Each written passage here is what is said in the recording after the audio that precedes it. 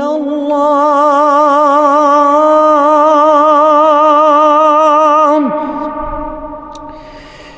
أشهد أن لا إله إلا الله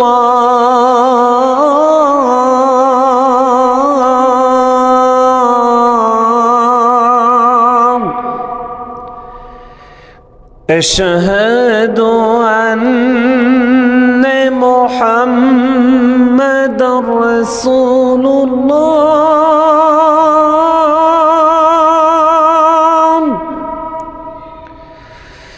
أشهد أن محمد رسول الله.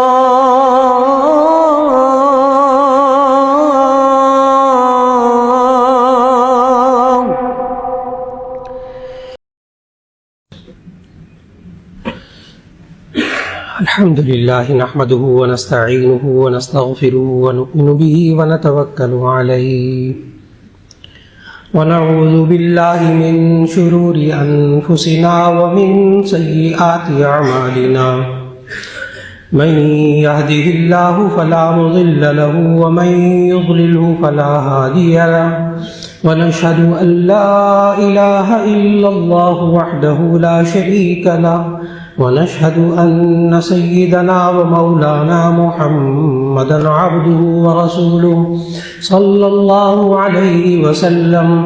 أما بعد فأعوذ بالله من الشيطان الرجيم. بسم الله الرحمن الرحيم. من جاء بالحسنة فله عشر أمثالها ومن جاء بالسيئة فلا يجزى إلا مثلها وهم لا يظلمون. وقال تبارك وتعالى قل يا عبادي الذين أسرفوا على أنفسهم لا تقنطوا من رحمة الله إن الله يغفر الذنوب جميعا إنه هو الغفور الرحيم. صدق الله العظيم.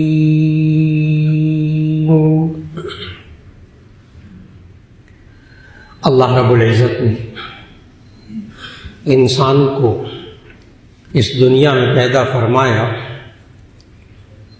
اور پوری کائنات میں سے صرف دو مخلوق ایسی ہیں کہ جن کو اللہ نے اختیار دیا ہے چاہے وہ اللہ کی بات مانے یا نہ مانے.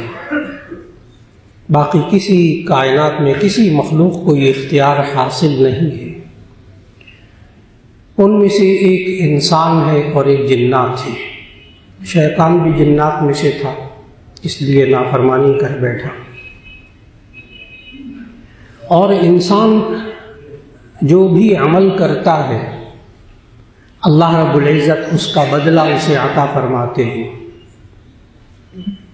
یہ انسان اللہ کا حکم مانتا ہے تو اسے اچھے کام کہتے ہیں, نیک کام کہتے ہیں. یہ انسان اللہ کا حکم نہیں مانتا تو اسے گناہ کہتے ہیں, برے کام کہتے ہیں. لیکن اللہ نے نیک کاموں کا بدلہ دینے اور برے کاموں کا بدلہ دینے کا معیار الگ الگ بنایا ہے. نیک اعمال کا بدلہ دینے کا معیار اللہ کے ہاں کچھ اور ہے اور گناہوں کا بدلہ دینے کا معیار اللہ کے ہاں کچھ اور ہے, بالکل مختلف. اور جب آپ اس معیار کو ذہن میں لائیں گے تو آپ کو اندازہ ہوگا کہ یہ معیار بدلہ دینے کا صرف بڑی مہربان نہایت رحم کرنے والی ذات ہی کر سکتی ہے جس نے بندے پر کتنا رحم کیا.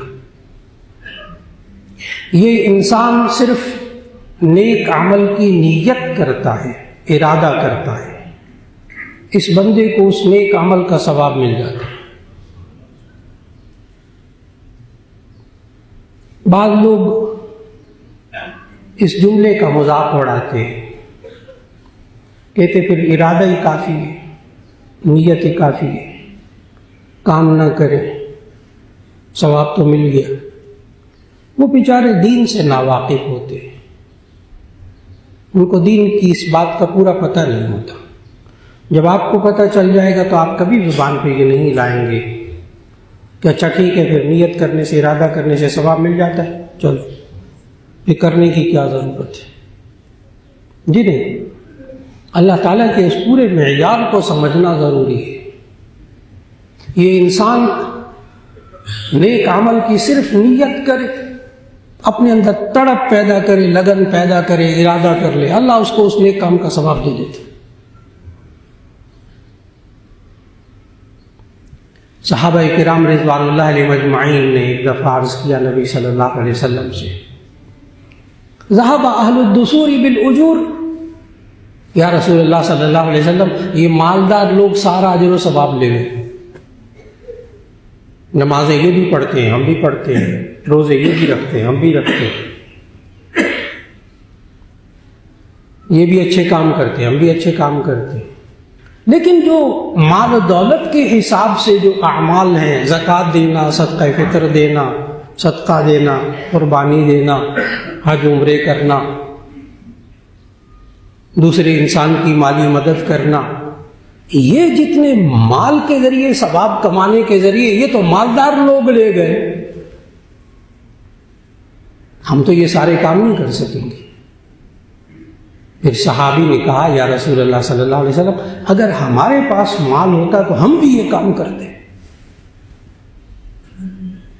اس وقت نبی صلی اللہ علیہ وسلم نے فرمایا کہ جب تمہارے اندر یہ تڑپ اور لگن اور ارادہ پیدا ہوا کہ اگر ہمارے پاس مال ہوتا تو ہم بھی یہ کرتے، اللہ نے ان مالدار لوگوں والے کاموں کے سارے ثواب تمہیں عطا فرما دیے۔ صرف ارادہ، نیت، اس پر ثواب، اس کام کا ثواب ملتا ہے۔ یہاں تک کہ آپ کسی انسان کی رہنمائی کر دیں، راستہ دکھا دیں، اچھے کام کا راستہ دکھا دیں، آپ کو اس کام کا ثواب مل جائے گا۔ پھر یہ ذہن میں نہ لائیں پھر راستہ ہی دکھاتے رہیں خود نہ کریں، نہیں وہ ایک الگ بات ہے۔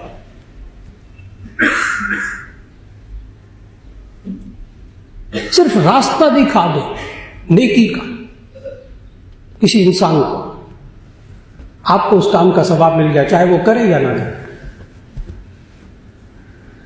دلیل میں حدیث پیش کرنے لگا، نبی صلی اللہ علیہ وسلم نے فرمایا الدال علی الخیر کفاعلہ، نیک کام کی طرف رہنمائی کرنا، راستہ دکھانے والے کو اس نیک کام کرنے والے کی طرح ثواب ملتا ہے۔ صرف آپ راستہ دکھائیے، ثواب مل جائے گا۔ کیا کسی انسان کو جو نیکی کا راستہ دکھاتا رہے خود نہ کرے، بھائی نماز پڑھا کرے، روزہ رکھا کرے، خود نہ نماز پڑھتا نہ روزہ رکھتا،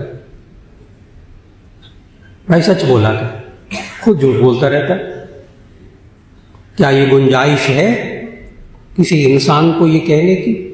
یہ ایک بہت بڑا سوال ہے ہمارے معاشرے کا کہ کوئی انسان خود نیک کام نہیں کر رہا، راستہ دکھا رہا ہے، تو کیا اس کا یہ راستہ دکھانا، دین کی دعوت دینا درست ہے جبکہ وہ خود عمل نہیں کر رہا؟ کیونکہ لوگ اس پر سورہ صف کی ایک آیت پڑھتے ہیں، یا ایھا الذین آمنوا لم تقولون ما لا تفعلون،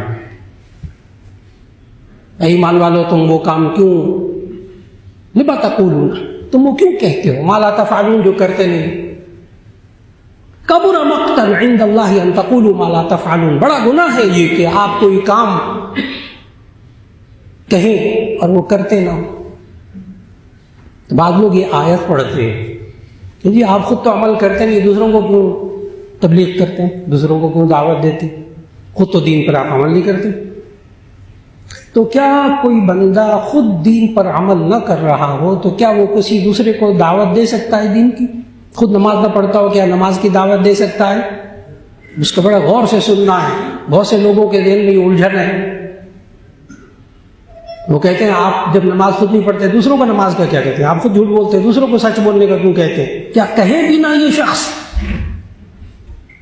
تو اس کا جواب ہے کہ اگر خود عمل نہ کرتا ہو، خود دین کی اس بات پر عمل نہ کرتا ہو، تو اگر وہ دوسرے کو دین کی دعوت دے، دین کی وہ بات بتائے تو یہ جائز ہے،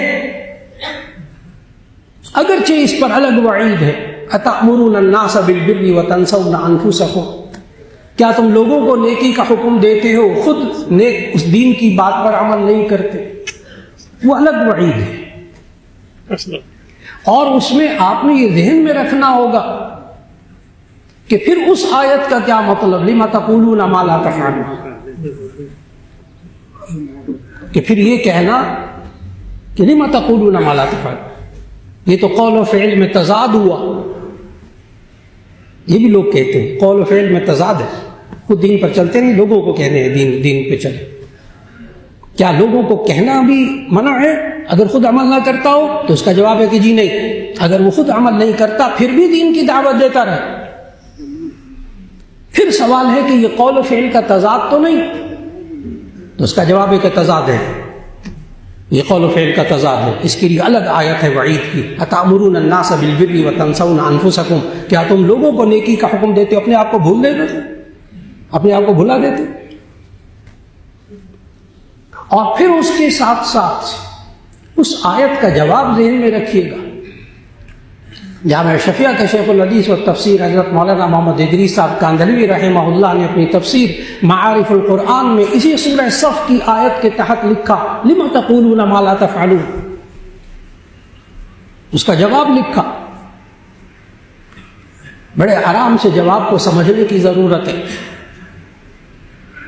حضرت کی اس تفسیر میں معارف القرآن میں بڑے اس قسم کے نکات ملتے ہیں، بڑے غور سے اس گنجلک کو، اس مغلق مشکل مسئلے کو حل کرنا مقصود ہے۔ حضرت مولانا نے تفسیر میں لکھا کہ لِمَ تَقُولُونَ یا ایھا الذین آمنوا لِمَ تَقُولُونَ مَا لَا تَفْعَلُونَ، اس آیت کا تعلق دعویٰ کے ساتھ ہے، دعوت کے ساتھ نہیں ہے۔ بات مکمل ہو گئی، اب اس کو کھولنے لگا۔ اس آیت کا تعلق دعویٰ کے ساتھ ہے، دعوت کے ساتھ نہیں ہے۔ اب میں اس کو آسان کرنے لگا ہوں۔ فرمایا یہ دعویٰ سے تعلق رکھتی ہے۔ لِمَ تَقُولُونَ مَا لَا تَفْعَلُونَ، تم وہ دعویٰ کیوں کرتے ہو جو کرنا نہیں ہے تم نے؟ میں یوں کروں گا، میں وہ کروں گا، میں یہ کر دوں گا، میں وہ کر دوں گا، میں فلاں کام کروں گا، میں فلاں کام کروں گا، اور پتہ ہوتا ہے میں نے نہیں کرنا۔ مفسرین نے کیا لکھا کہ یہ آیت دعوے سے متعلق ہے، وہ دعویٰ کیوں کرتے ہو جو کرتے نہیں ہو؟ لیکن لِمَ تَقُولُونَ مَا لَا تَفْعَلُونَ کا تعلق دعوت کے ساتھ نہیں ہے۔ کوئی انسان اگر خود نماز نہ پڑھتا ہو، کیا اگلے کو نماز کی تلقین کر سکتا ہے؟ تو شرعی نقطہ نظر سے کر سکتا ہے۔ وہ الگ بات ہے کہ اس کو اس بات کا گناہ ہوگا کہ وہ لوگوں کو کہہ رہا خود عمل نہیں کر رہا۔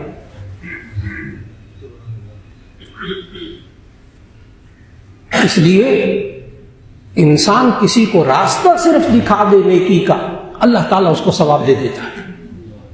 میں عرض کر رہا تھا کہ نیکی اور گناہ کا معیار اللہ نے الگ الگ رکھا ہے بدلہ دینے کا۔ نیکی کا صرف ارادہ کرے تو ثواب ملتا ہے، نیک کام کا صرف راستہ دکھا دے تو ثواب ملتا ہے۔ اور یہ انسان اگر یہ نیک کام کر لیتا ہے تو اب آیت پڑھنے لگا، من جاء بالحسنۃ فلہ عشر امثالھا۔ جب کوئی انسان نیک کام کر لیتا ہے تو من جاء بالحسنۃ فلہ عشر امثالھا، جو بندہ نیک عمل کرتا ہے اللہ اس کو 10 نیکیوں کے برابر ثواب دیتا ہے، ہر عمل۔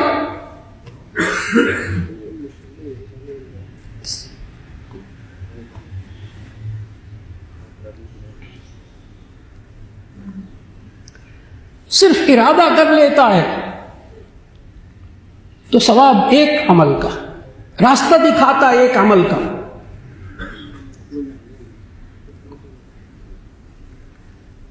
اور اگر وہ اس پر عمل کر لیتا ہے تو اس کو 10 نیکیوں کا ثواب ملتا ہے۔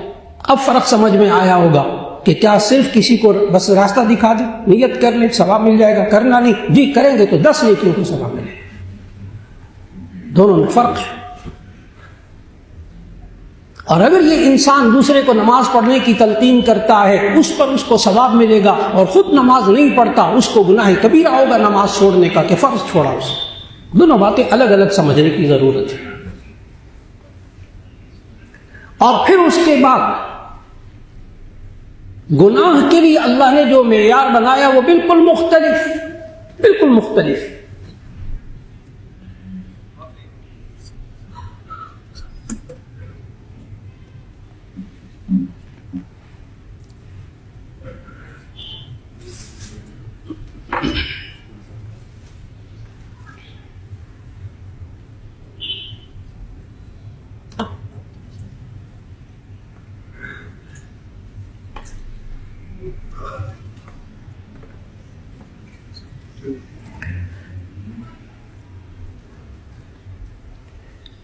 گناہ کے لیے جو معیار بنایا وہ بالکل مختلف۔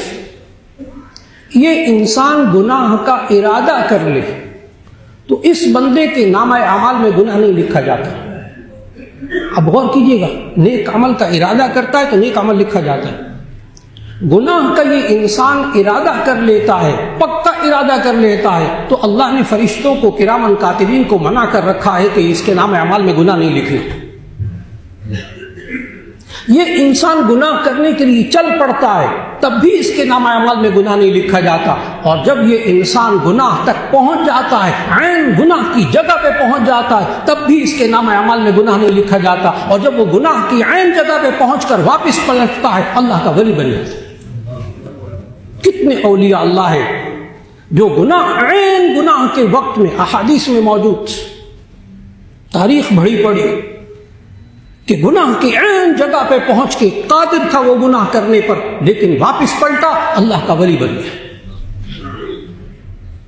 اور اگر بالفرض اس بندے سے گناہ ہو جائے، سوچئے گا ارادہ کیا تو گناہ نہیں لکھا گیا، چل پڑا گناہ نہیں لکھا گیا، گناہ کی جگہ تک پہنچ گیا گناہ نہیں لکھا جاتا اس کے نام اعمال میں۔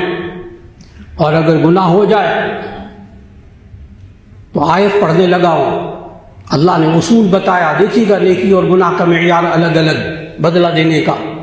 من جاء بالحسنۃ فلہ عشر امثالها، جو بندہ ایک نیک کام کرتا ہے اس کو 10 نیکیوں کا ثواب ملتا ہے، لیکن ومن جاء بالسیئۃ فلا یجزى الا مثلها وهم لا یظلمون، اس سے گناہ سرزد ہو جائے تو صرف نامہ اعمال میں ایک گناہ لکھا جاتا ہے۔ آسمان زمین کا فرق آپ کو نظر آئے، ایک گناہ لکھا جاتا ہے، اور اس ایک گناہ کو بھی اللہ نے مٹانے کے سینکڑوں راستے رکھے، سینکڑوں راستے۔ کچھ گناہ ایسے جو بغیر توبہ کے معاف ہو جاتے ہیں، جنہیں گناہ صغیرہ کہتے ہیں۔ کچھ گناہ ایسے جو توبہ کے بغیر معاف نہیں ہوتے، وہ گناہ کبیرہ کہلاتے ہیں۔ صغیرہ چھوٹے گناہ، کبیرہ بڑے گناہ۔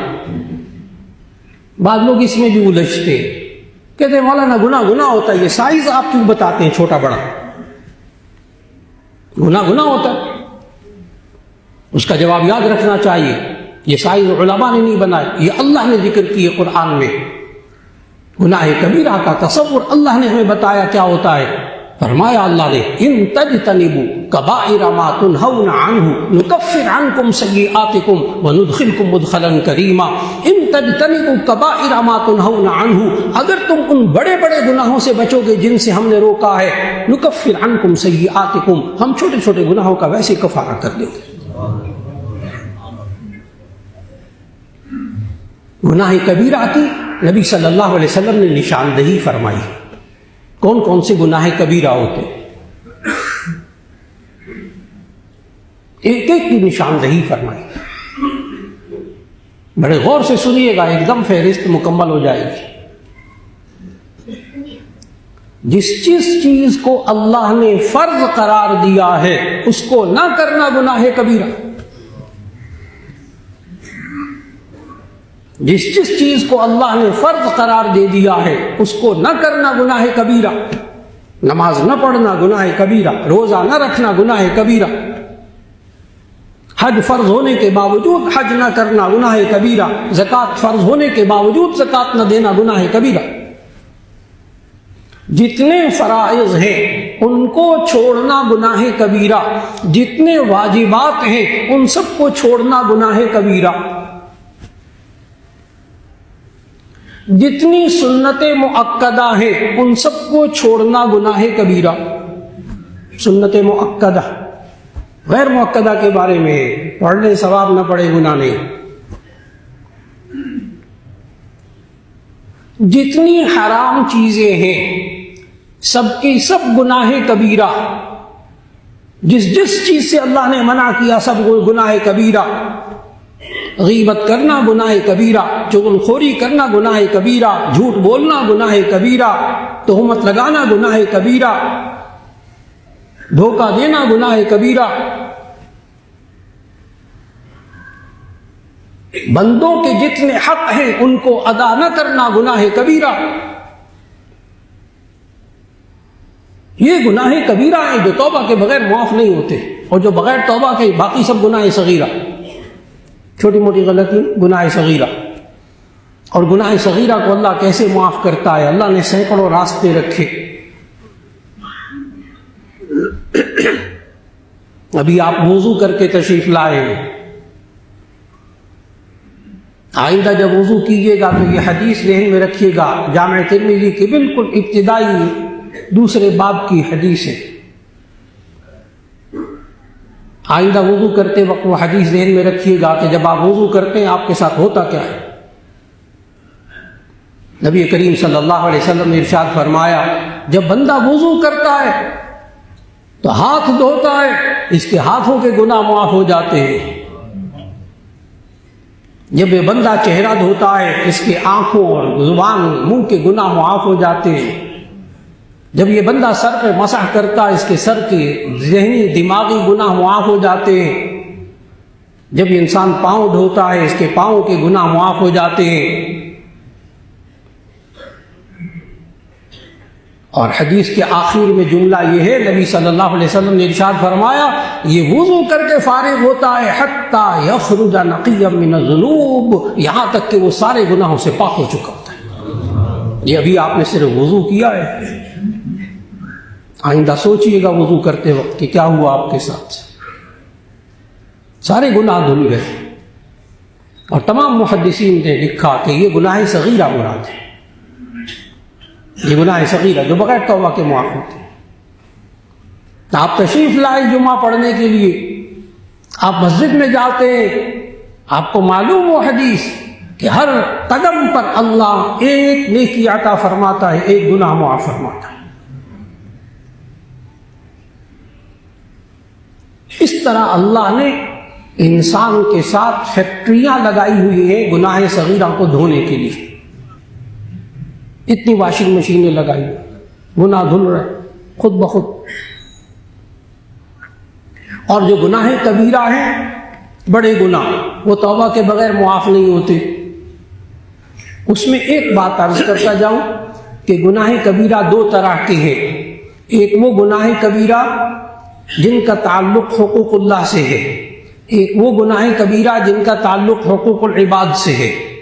بندوں کا حق، بیوی کا نان نفقہ، بیوی بچوں پر خرچ کرنا، ماں باپ پر خرچ کرنا، زکوٰۃ دینا، اور اسی طرح دوسروں کے حقوق جو کہ آپ نے کسی سے قرض لیا، ادھار لیا، کسی کے پیسے، کسی کی چیزیں لینا دینا، یہ معاملات سارے کے سارے انسان کے ذمے حقوق العباد میں سے ہیں۔ اور حقوق العباد توبہ اور استغفار سے معاف نہیں ہوتے۔ تمام مشائخ علماء تشریف فرما ہے، یہاں اساتذہ حدیث، شیوخ حدیث تشریف فرما ہے، سب کو یہ بات بہت اچھی طرح تصدیق فرمائیں گے کہ حقوق العباد توبہ اور استغفار سے معاف نہیں ہوتے۔ حقوق العباد کو معاف کرانے کی، اپنے ذمے سے دور کرنے کی صرف دنیا میں دو صورتیں ہیں۔ نمبر ایک، آپ اس بندے کا حق ادا کر دیجئے، نمبر دو، اس بندے سے آپ معافی مانگ لیجئے۔ تیسری صورت، پورے قرآن حکیم کا مطالعہ کیجئے، احادیث کے ذخیرے کا مطالعہ کیجیے. حقوق العباد کے لیے تیسرا راستہ دنیا میں نہیں ہے. یہ نہیں ہے کہ 1 لاکھ 10 لاکھ دوسرے کا لے لیا, کھا لیا, لاکھوں روپیہ مار لیا, دوسروں کی جائیداد پر قبضہ کر لیا, یتیموں کا حق کھا لیا, دوسروں کا مال منحق قبضہ کیا ہوا دیتے ہی نہیں, اور اس کے بعد حج کرائے, عمرہ کرائے, دھل دھلا کے واپس آئے. سوال ہی پیدا نہیں ہوتا. کوئی نہیں دھلا یہ بندہ. حج اور عمرے سے حقوق العباد معاف نہیں ہوتے. اس کے لیے تو 2 ہی صورتیں ہمیں اللہ اور اس کے رسول صلی اللہ علیہ وسلم نے بتائیں, یا بندے کا حق ادا کر دیجیے یا اس سے معافی مانگ لیجیے. تیسری صورت ہے لیکن وہ آخرت میں ہے اور بڑی کڑوی صورت ہے. تیسری صورت ہے لیکن وہ آخرت میں ہے. نبی کریم صلی اللہ علیہ وسلم نے صحابہ سے پوچھا, مل مفلس, مل مفلس, یہ کنگال کون ہوتا ہے, مفلس کون ہوتا ہے؟ صحابہ نے بھی وہی جواب دیا تھا جو آپ کے ذہنوں میں آ رہا ہے, جس کے لیس لہ متاع ولا درہم. صحابہ نے کہا جس کے پاس سامان نہیں ہوتا, پیسے نہیں ہوتے, وہ قلاش ہوتا ہے, مفلس ہوتا ہے, کنگال ہوتا ہے. نبی صلی اللہ علیہ وسلم نے فرمایا نہیں, مفلس وہ شخص ہوتا ہے جس نے خوب نمازیں پڑھی ہوں گی, روزے رکھے ہوں گے, زکاتیں دی ہوں گی, حج عمرے کیے ہوں گے, خوب عبادتیں کی ہوں گی. لیکن آگے حدیث کے الفاظ یہ ہیں, ایک طرف تو خوب نمازیں, خوب روزے, خوب صدقہ اور خیرات, خوب حج اور عمرے, لیکن دوسری طرف حدیث کے الفاظ ہیں, ضرب ھذا وشتم ھذا وسب ھذا وسفک دم ھذا واکل مال ھذا. لیکن ان نمازوں کے ساتھ ساتھ کسی کا حق مارا ہوگا, کسی کو گالی دی ہوگی, کسی کا خون بہایا ہوگا, کسی کا مال کھایا ہوگا. تو نبی کریم صلی اللہ علیہ وسلم نے فرمایا اب آخرت میں تیسری صورت ہے, اور وہ یہ ہے کہ اس بندے نے دنیا میں ان بندوں کا نہ حق ادا کیا, نہ ان سے معافی مانگی. تو ایسی صورت میں آخرت میں تیسری صورت یہ ہے کہ نبی صلی اللہ علیہ وسلم نے فرمایا پھر اس بندے کے نیک اعمال اٹھا کر اس بندے کو دے دیے جائیں گے اسی بقدر جس بندے کا حق مارا ہوگا. اس کی نمازیں, اس کے روزے اٹھا کر دوسرے بندے کو دے دیے جائیں گے آخرت میں. اور اگر اس نے نمازیں بھی خوب پڑھی لیکن لوگوں کے حق بھی بڑے مارے, تو ایسی صورت کے اندر اس انسان کے سارے روزے, نمازیں, زکوٰۃ, حج, عمرے سارے چلے گئے دوسروں کے کھاتے میں, اور اس کے پاس نیک اعمال نہ بچے. تو نبی کریم صلی اللہ علیہ وسلم نے بڑی خوفناک صورت بتائی. فرمایا پھر اس وقت آخرت میں دوسرے بندے کے جس کا حق مارا اس کے گناہ اٹھا کر اسی بقدر اس کے کھاتے میں ڈال دیے جائیں گے. فرمایا قلاش اور مفلس اور کنگال تو یہ ہے کہ ساری زندگی وہ بیچارہ روزے اور نمازیں پڑھتا رہا لیکن دوسری طرف لوگوں کا حق مارتا رہا. آج اس کی ساری نیکیاں دوسرے کو چلی گئیں, اس کے گناہ اس کے کھاتے میں پڑ گئے. اللہ ہمیں اس وقت سے بچا لے.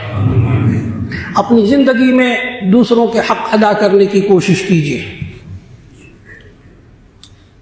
اور پھر ایک تو یہ گناہ کبیرہ ہے, میں نے عرض کیا حقوق العباد توبہ اور استغفار سے معاف نہیں ہوتے. یتیموں کا مال ناحق کھا کے توبہ اور استغفار سے معافی نہیں ملتی. دوسروں کا مال کھا کر دوسروں کو تکلیف پہنچا کر یہ انسان حج اور عمرے کر لے, اس کی توبہ اور استغفار نہیں ہوتی. ہاں البتہ حقوق اللہ کے اندر یہ بندہ توبہ اور استغفار کرتا ہے تو ایسی صورت میں اللہ تعالیٰ اس کے سارے گناہوں کو معاف کر دیتا ہے.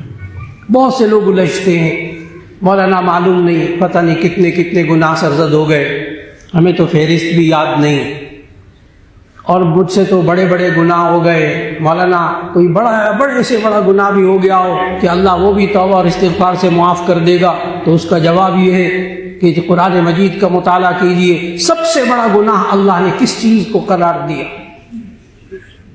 اللہ تعالیٰ نے فرمایا سورہ لقمان میں, یہاں لقمان علیہ السلام نے اپنے بیٹے کو کہا یا بنی لا تشرک باللہ ان الشرک لظلم عظیم, کہ شرک بہت بڑا گناہ ہے, بہت بڑا ظلم ہے. اور دوسری جگہ اللہ نے قرآن مجید میں فرمایا شرک کے بارے میں ان اللہ لا یغفر ان یشرک ویغفر بہ ما دون ذلک لمن یشاء, اللہ مشرک کو نہیں بخشے گا باقی ہر ایک کو بخش دے گا. بس صرف یہ ایک گناہ ہے پورے قرآن و حدیث میں معلوم ہوتا ہے جو سب سے بڑا گناہ ہے, شرک. کہ اللہ شرک کو نہیں معاف کرے گا، باقی ہر ایک کو معاف کر دے گا۔ اب بڑے غور سے سنیے گا، وہ لوگ کہ جن کے ذہنوں میں یہ بات آتی ہے کہ اگر ہم سے بڑے بڑے گناہ سرزد ہو گئے ہو کہ اللہ وہ بھی معاف کر دے گا، تو اس کا جواب یہ ہے کہ سب سے بڑا گناہ شرک، اور اللہ نے کہا میں مشرک کو نہیں بخشوں گا، باقی ہر ایک کو بخش دوں گا۔ تمام مفسرین نے بالاتفاق ایک بات لکھی ہے یہاں اس آیت کی تفسیر میں کہ یہ آیت کہ میں مشرک کو نہیں بخشوں گا، ان اللہ لا یغفر ان یشرک بہ ویغفر ما دون ذلک لمن یشاء، اللہ مشرک کو نہیں بخشے گا، باقی ہر ایک کو بخش دے گا۔ یہ صرف اس وقت ہے جب کہ موت شرک کی حالت میں ہوئی ہو، اور اگر موت شرک کی حالت میں نہ ہوئی ہو، زندگی میں اگر یہ اللہ سے معافی مانگے گا تو اللہ اسے بھی معاف فرما دے گا، اللہ اسے بھی معاف فرما دے گا۔ یہ انسان سب سے بڑا گناہ جس کو اللہ نے سب سے بڑا گناہ کہا شرک، یہ اللہ اس وقت معاف نہیں کرے گا جب اس بندے کی موت اس شرک کی حالت میں ہوئی ہو، اور اگر بندہ اپنی زندگی میں شرک سے بھی توبہ کر لے اللہ وہ بھی زندگی میں معاف کر دے گا۔ بڑی حساس مثال ہے، بڑا سنبھل کر مثال دوں گا، سوچئے گا یہ جو عرض کیا کہ زندگی میں انسان شرک سے بھی معافی مانگے تو کہ اللہ معاف کر دیتا ہے، بڑی حساس مثال دینے لگا ہوں۔ کتنے صحابہ ہیں آپ کو معلوم، کتنے صحابہ ہیں جو مشرکین مکہ میں سے تھے، کسی نے 40 سال شرک کیا، کسی نے 50 سال شرک کیا، کسی نے 80 سال شرک کیا، اور جب انہوں نے اسلام قبول کیا اور پھر شرک کی طرف کبھی واپس نہیں گئے تو آپ ان کے ساتھ کہتے ہیں رضی اللہ عنہم ورضوا عنہ، اللہ ان صحابہ سے راضی ہو گیا۔ کتنے سالوں کے شرک کو اللہ نے معاف کر دیا، تو معلوم ہوا اللہ بڑے سے بڑے گناہوں کو معاف کر دیتا ہے، چاہے سمندر کے جھاگ کے برابر گناہ ہو تب بھی اللہ معاف کر دیتا ہے، لیکن اس کے لیے عمل اللہ نے سکھایا توبہ اور استغفار کا عمل، اس لیے کہ یہ رمضان مبارک کا دوسرا عشرہ جاری ہے جس کے بارے میں سنن بیہقی کی حدیث میں حضرت سلمان فارسی رضی اللہ تعالی عنہ سے روایت موجود کہ نبی صلی اللہ علیہ وسلم نے فرمایا اس خطبے میں شہر اولہ رحمت واوسطہ مغفرۃ وآخرہ عتق من النار، کہ یہ رمضان کا مہینہ ایسا ہے کہ اس کا پہلا حصہ رحمت کا ہے، دوسرا حصہ مغفرت کا ہے، اور تیسرا حصہ جہنم کی آگ سے آزادی کا ہے۔ تو یہ مغفرت کا عشرہ جاری ہے، ویسے تو اللہ سارا سال دن اور رات توبہ قبول کرنے پہ تیار، لیکن یہ انسان رمضان میں توبہ اور استغفار کثرت سے کرے۔ نبی صلی اللہ علیہ وسلم خوب کثرت سے توبہ اور استغفار فرماتے تھے، باوجود اس کے کہ انا فتحنا لک فتحا مبینا لیغفر لک اللہ ما تقدم من ذنبک وما تأخر، ان کی تو اگلے پچھلے سارے معاف ہو چکے، گناہ تھے ہی نہیں ان کے ذمے، ہوتے بھی تو معاف ہو جاتے، اس کے باوجود توبہ اور استغفار فرماتے تھے۔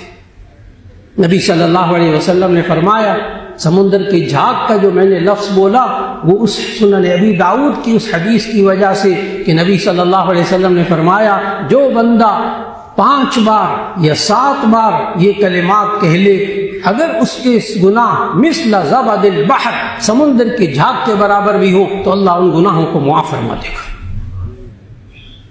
اور وہ کلمات آپ کو بھی یاد ہیں، استغفر اللہ الذی لا الہ الا هو الحی القیوم واتوب الیہ، آسان الفاظ، 5 بار 7 بار سنن ابی داؤد کی حدیث میں موجود، استغفر اللہ الذی لا الہ الا هو الحی القیوم واتوب الیہ۔ دوسرے الفاظ سکھائے نبی صلی اللہ علیہ وسلم نے، اس عشرے میں خوب پڑھیے استغفر اللہ ربی من کل ذنب واتوب الیہ، استغفر اللہ ربی من کل ذنب واتوب الیہ۔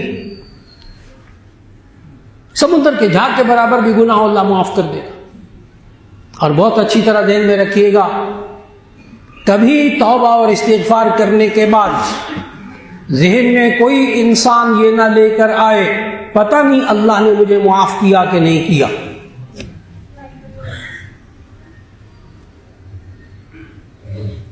ایک دفعہ بہت اچھی طرح یاد، شیخ الحدیث حضرت مولانا فضل الرحیم صاحب دامت برکاتہم، اللہ صحت و عافیت سے حضرت کے سائے کو سلامت رکھے، تو ہم میدان عرفات سے حج کے موقع پر میدان عرفات سے شام کو باہر نکل رہے تھے، تو حضرت نے وہاں ماشاءاللہ بیان بھی فرمایا کہ جی جو عرفات میں توبہ استغفار کرے گا تو ایسی صورت میں نبی صلی اللہ علیہ وسلم کا ارشاد ہے کہ اگر وہ میدان عرفات سے باہر نکلے گا تو اس کے سارے گناہ جل چکے ہوں گے۔ تو حضرت نے یہ بیان فرمایا۔ اس کے بعد جب وہ نکل رہے تھے غروب آفتاب کے بعد عرفات سے، تو حضرت کو ایک صاحب کہنے لگے میں نے تو خوب توبہ اور استغفار کی ہے، پتہ نہیں اللہ نے معاف کیا ہوگا کہ نہیں کیا ہوگا۔ حضرت کو اتنا غصہ آیا ان صاحب پر۔ حضرت نے فرمایا توبہ کرو فوراً۔ فرمانے لگے اللہ سے توبہ اور استغفار کا، حضرت کے الفاظ تھے اس وقت، اللہ سے توبہ اور استغفار کرنے کے بعد پھر اللہ کے بارے میں یہ گمان رکھنا کہ پتہ نہیں اللہ نے معاف کیا ہے کہ نہیں کیا، یہ خود گناہ کبیرہ ہے۔ تب وہ بندہ کانپ گیا۔ پھر حضرت نے اس کی وضاحت کی، فرمایا کہ اللہ نے کہا کہ میرے بارے میں کبھی بدگمانی نہ کرنا۔ ہم لوگوں کو عادت پڑی ہوئی ہوتی ہے عام انسانوں کی کہ میں نے ابا جی سے معافی مانگی تھی، میں نے اپنے باس سے معافی مانگی تھی، میں نے اپنے فلاں سے معافی مانگی تھی، پتہ نہیں اس نے دل سے معاف کیا کہ نہیں کیا۔ ہم عام انسانوں کی طرح اللہ کو بھی ایسے ہی سمجھنا شروع کر دیتے ہیں۔ یہ غلط فہمی ہوتی ہے۔ آپ کسی انسان کے بارے میں تو کہہ سکتے ہیں میں نے اس سے معافی مانگی، پتہ نہیں اس نے معاف کیا کہ نہیں کیا، لیکن اللہ کے بارے میں انسان یہ گمان بھی نہ رکھے کہ میں نے اللہ سے معافی مانگی، پتہ نہیں اللہ نے معاف کیا کہ نہیں کیا۔ اس یقین کے ساتھ مانگے کہ میں نے اللہ سے معافی مانگی، اللہ نے معاف کر دیا، اس کے باوجود توبہ اور استغفار کرتے رہیں، لیکن یہ نہ ذہن میں لائے کہ پتہ نہیں اللہ نے معاف کیا کہ نہیں کیا۔ یہ ذہن میں لانا بھی، یہ سوچنا بھی گناہ ہے۔ یہ اللہ کے بارے میں بدگمانی ہے، اس لیے گناہ ہے۔ یہ اللہ کے بارے میں بدگمانی ہے۔ اور دو عمل سکھائے نبی صلی اللہ علیہ وسلم نے ان دعاؤں کے اندر، استغفر اللہ الذی لا الہ الا هو الحی القیوم واتوب الیہ، استغفر اللہ ربی من کل ذنب واتوب الیہ۔ ایک اس میں استغفار ہے، ایک اس میں توبہ ہے۔ یہ دو الگ الگ عمل ہیں اور ان دونوں میں بڑا گہرا تعلق ہے۔ استغفار کا مطلب ہے اللہ سے معافی مانگنا، اے اللہ مجھے معاف فرما دے، یہ ہے استغفار۔ استغفر اللہ، اے اللہ میں آپ سے معافی مانگتا ہوں، مجھے گناہ معاف فرما دے، سارے گناہ معاف فرما دے، یہ ہے استغفار۔ استغفار کا لفظی مطلب ہی ہے مغفرت طلب کرنا، معافی طلب کرنا۔ اور توبہ اس کا لفظی مطلب ہوتا ہے رجوع کرنا، واپس پلٹ آنا۔ اے اللہ میں تیری نافرمانی کر کے تجھ سے دور ہو گیا تھا، میں واپس آ رہا ہوں، آئندہ نہیں کروں گا۔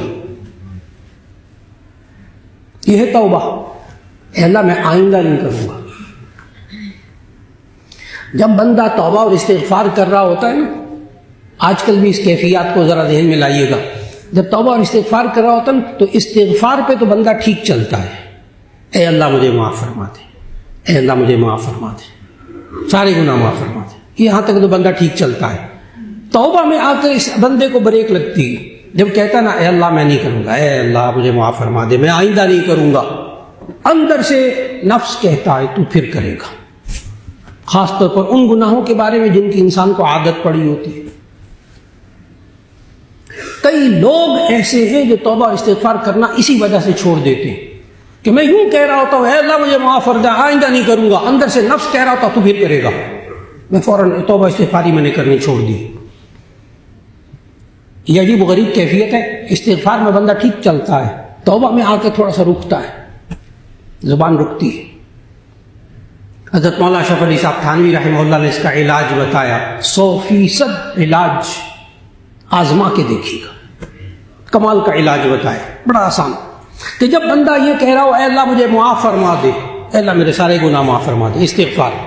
پھر جب بندہ کہتا ہے اے اللہ آئندہ نہیں کروں گا، حضرت تھانوی رحمہ اللہ نے لکھا جب اندر سے آواز آئے کہ تو پھر کرے گا، کیونکہ گناہ کی عادت پڑی ہوئی تھی ان گناہوں کی، تو پھر کرے گا، تو حضرت تھانوی نے فرمایا کہ فوراً بندہ یہ کہنا شروع کر دے، دعا کے اندر فوراً کہنا شروع کر دے اے اللہ یہ گناہ تو مجھ سے چھڑوا دے۔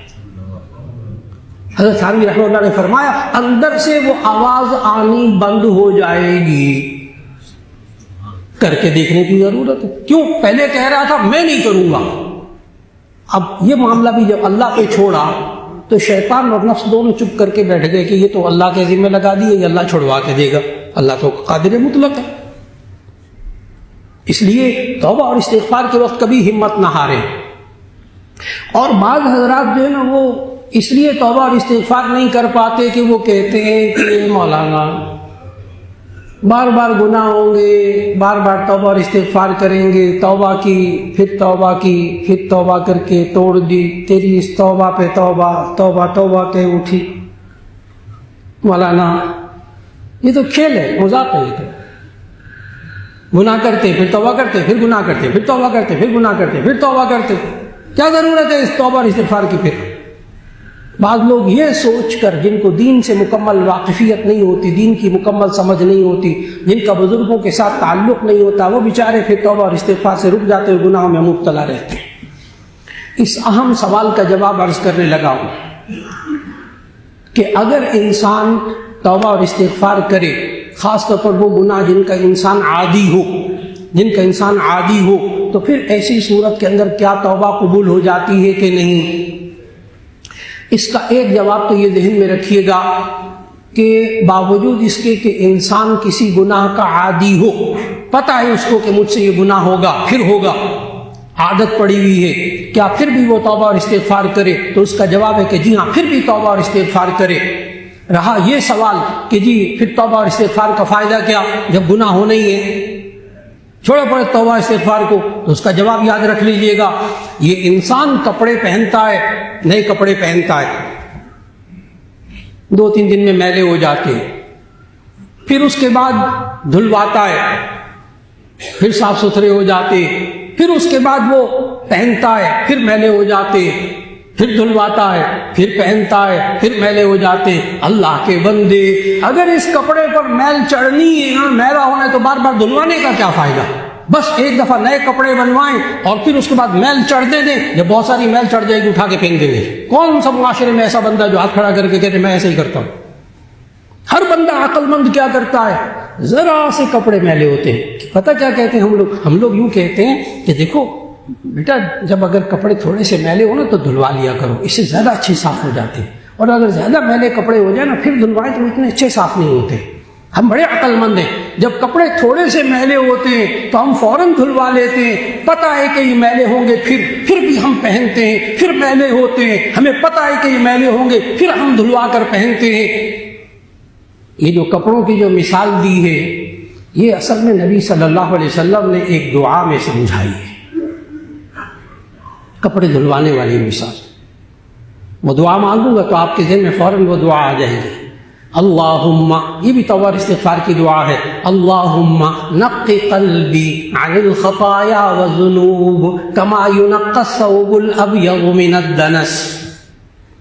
اللہم اے اللہ، نقی قلبی، میرے دل کو صاف کر دے، عن الخطایا والذنوب، گناہوں سے اور غلطیوں سے، کما ینقی الثوب الابیض من الدنس، جیسے کہ سفید کپڑا میل کچیل سے پاک ہو جاتا ہے، میرے دل کو بھی اس طرح صاف کر دے۔ یہ توبہ اور استغفار سے دل صاف ہوتا ہے۔ لوگ پوچھتے ہیں پھر کیا توبہ اور استغفار کا فائدہ؟ جی بار بار توبہ اور استغفار کیجئے، اس سے دل صاف ہوگا۔ یہ دل صاف ہونے کا کیا مطلب؟ کیا دل میلا ہو جاتا ہے؟ یہ بھی نبی صلی اللہ علیہ وسلم نے سمجھایا۔ جامع ترمذی کی حدیث، نبی صلی اللہ علیہ وسلم نے فرمایا جب یہ انسان گناہ کرتا ہے تو اس کے دل پر نقطۃ سودا، اس کے دل پر ایک سیاہ داغ پڑ جاتا ہے، اور جب یہ توبہ اور استغفار کرتا ہے وہ داغ دھل جاتا ہے۔ دل کا میلا ہونا سمجھیے گا، جب انسان گناہ کرتا ہے اس کے دل پر ایک داغ پڑ جاتا ہے، جب توبہ اور استغفار کرتا ہے وہ داغ دھل جاتا ہے۔ پھر نبی صلی اللہ علیہ وسلم نے آگے بات بتائی، جو توبہ اور استغفار بندہ نہیں کرتا نا، جو بندے نہیں کرتے وہ غور سے سنیں اس اگلے جملے کو۔ نبی صلی اللہ علیہ وسلم نے فرمایا جو بندہ گناہ ہو جائے اس سے اور اس فوراً توبہ اور استغفار کر لے، وہ کالا داغ دھل جاتا ہے۔ اور آگے جامع ترمذی کی حدیث میں ہے کہ اگر یہ بندہ توبہ اور استغفار نہ کرے تو وہ کالے داغ چھوٹے چھوٹے پڑتے پڑتے اس کا دل سیاہ ہو جاتا ہے، پھر اس کو توبہ کی توفیق نہیں ہوتی۔ اس کیفیت سے اللہ ہمیں بچا لے، اس کیفیت سے اللہ ہمیں بچا لے۔ اور پھر یہ انسان جب توبہ اور استغفار کرتا ہے تو ایسی صورت میں اس انسان کو ملتا کیا ہے؟ یہ آخری بات عرض کر کے بات کو مکمل کرنے لگا ہوں۔ کئی بار ایسا ہوا کہ ہمارے شیخ الحدیث حضرت مولانا فضل الرحیم صاحب دامت برکاتہم رائے تشریف لے گئے بڑے اہم مسائل میں، اور ان کے ساتھ بڑے بڑے اہم شخصیات بھی، ملکی شخصیات بھی موجود تھیں۔ تو حضرت حاجی عبدالوہاب صاحب رحمۃ اللہ علیہ کے پاس گئے کہ بھی حضرت کوئی دعا فرمائیں، کوئی تجویز دیں، ہم کیا کریں؟ تو آج بھی حضرت سامنے موجود ہیں کہ حاجی عبدالوہاب صاحب رحمۃ اللہ علیہ نے حضرت کو خود فرمایا کہ سب لوگوں کو کہے کہ خوب توبہ اور استغفار کریں۔ یہ ملکی حالات، یہ فلاں حالات، یہ حضرت ان کے ساتھ اہم لوگوں کے ساتھ گئے تھے، تو انہوں نے آگے سے حاجی صاحب نے کہا اس کے جواب میں کہ آپ سب کو کہیں کہ خوب توبہ اور استغفار کریں، اور اس بات کے کئی لوگ گواہ ہیں۔ سوال یہ ہے کہ ملکی حالات، فلاں حالات، امت مسلمہ کے حالات، توبہ اور استغفار کرنے سے کیا ہوتا ہے؟ بعض لوگ کہتے بھی ہیں، بعض لوگ کہتے ہیں، مذاق اڑاتے ہیں توبہ اور استغفار کا، کہتے ہیں توبہ اور استغفار کرنی ہے، کچھ کرنا بھی ہے، ورنہ پریکٹیکل لائف کی بات کریں۔ یہ کیا ہے توبہ اور استغفار کرو سارے مسئلے حل ہو جائیں گے؟ بعض لوگ توبہ اور استغفار کا مذاق اڑاتے ہیں۔ ان کو یاد رکھنا چاہیے کہ ایسے لوگ توبہ اور استغفار کا مطلب ہی نہیں سمجھتے، اس کا مفہوم ہی نہیں سمجھتے۔ توبہ اور استغفار میں بندہ کیا کہتا ہے؟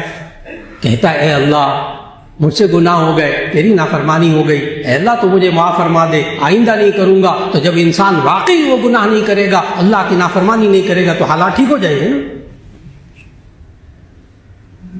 یہ توبہ کی حقیقت بہت آسان سی۔ جب کہہ رہا ہے کہ میں اللہ کی نافرمانی نہیں کروں گا، تو جب انسان اللہ کی نافرمانی کرنا چھوڑ دیں گے تو اللہ کی رحمت نازل ہوگی۔ یہ بات حضرت ہود علیہ السلام نے اپنی قوم کو سمجھائی تھی، اللہ نے قرآن مجید میں بتائی۔ سوچئے گا توبہ اور استغفار کرنے سے کیا ہوتا ہے؟ کیا توبہ اور استغفار کرنے سے ملک کی حالات ٹھیک ہو جائیں گے، امت کے حالات ٹھیک ہو جائیں گے؟ تو اس کا جواب ہے کہ جی ہاں۔ سورہ ہود کی آیت پڑھیے، حضرت ہود علیہ السلام نے اپنی قوم سے کہا، جس سے معلوم ہوتا ہے توبہ اور استغفار کرنے سے ہوتا کیا ہے۔ حضرت ہود علیہ السلام نے کہا یا قوم استغفروا ربکم ثم توبوا الیہ یرسل السماء علیکم مدرارا ویزدکم قوۃ الی قوتکم ولا تتولوا مجرمین۔ اے میری قوم تم خوب توبہ اور استغفار کرو، کیا ہوگا؟ یرسل السماء علیکم مدرارا، اللہ تم پر رحمت کی بارشیں موسلا دھار نازل کرے گا، ویزدکم قوۃ الی قوتکم، اور تمہاری قوت کو اور مضبوط کر دے گا۔ اللہ ہم کو اجتماعی طور پر ایک فرد کو امت مسلمہ میں سے اللہ توبہ اور استغفار کی توفیق عطا فرما دے۔ پھر اللہ ہم پر، ہمارے گھروں پر، ہمارے کاروبار پر اللہ رحمت نازل فرما دے۔ دعا فرما لیجیے گا الحمدللہ رب العالمین، اللہم صلی علی سیدنا و مولانا محمد وعلی آل سیدنا و مولانا محمد وبارک وسلم۔ ربنا ظلمنا انفسنا وإن لم تستغفر لنا وترحمنا لنكونن من الخاسرین۔ استغفر اللہ الذی لا الہ الا هو الحی القیوم واتوب الیہ۔ استغفر اللہ ربی من کل ذنب واتوب الیہ۔ یا اللہ ہم سب کے گناہوں کو معاف فرما دے، یا اللہ ہم سب کو خوب توبہ اور استغفار کی توفیق عطا فرما دے، یا اللہ حقوق اللہ اور حقوق العباد ادا کرنے کی توفیق عطا فرما دے۔ اور اس دوسرے عشرے میں جو مغفرت کا عشرہ ہے، اے اللہ خوب توبہ اور استغفار کی توفیق عطا فرما، یہاں تک کہ رمضان کے آخری لمحات اس طرح گزرے کہ ہمارے جامع اعمال میں کوئی گناہ نہ ہو۔ اے اللہ اس طرح توبہ اور استغفار کی توفیق عطا فرما دے، پھر ہم سب کی دعاؤں کو قبول فرما لے۔ وصلی اللہ تعالی علی خیر خلقہ محمد وآلہ واصحابہ اجمعین برحمتک یا ارحم الراحمین۔